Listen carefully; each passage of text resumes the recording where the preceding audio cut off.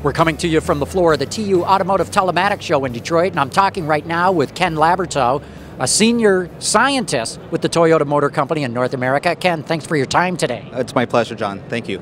We were chatting a little bit earlier, and you've got some interesting insights as to where first connected cars and later maybe even autonomous cars are going to lead us, especially from a societal standpoint. But let's start out with connected cars. I'd like to share some of your thoughts with the audience. Sure. I mean, connectivity is obviously becoming a bigger part of all of our lives. It's coming into so many different industries, ours included, whether it's direct vehicle-to-vehicle communications or telematic kind of applications. I mean, this entire show is showing you how much interest, how much excitement there is in that space. But you're saying, too, that this may lead to us driving differently, in fact, maybe even driving more miles.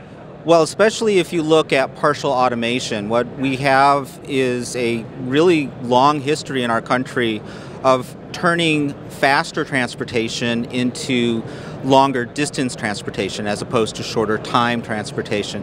That's true when we introduced the ferry, the streetcar, and of course cars and highways. So most Americans have figured out that if they're willing to live a little further from a commerce center or an entertainment center, they can get a little nicer house or a little less money for their house. And because Americans spend much more on their houses than their transportation, it's not too hard to understand why consumers are making those choices. That's very interesting. So we may actually see more sprawl and more miles being driven. Well, again, if you make cars that drive more comfortably, safer, faster for the consumer, I think there's a long historical precedent that suggests that those are the people with the longest commutes, the people who spend the most time on highways. They're going to be the first adopters, and they're going to be the ones that will see that faster transportation turn into a little bit lower mortgage payment.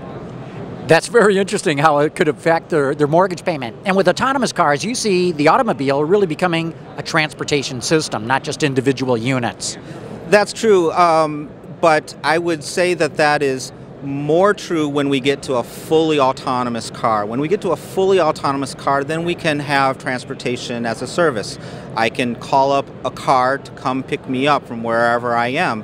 But if we don't allow cars to move around without a driver, that doesn't work. So when we finally get to the fully autonomous car, the car that can completely drive by itself, then transportation as a service starts looking really interesting.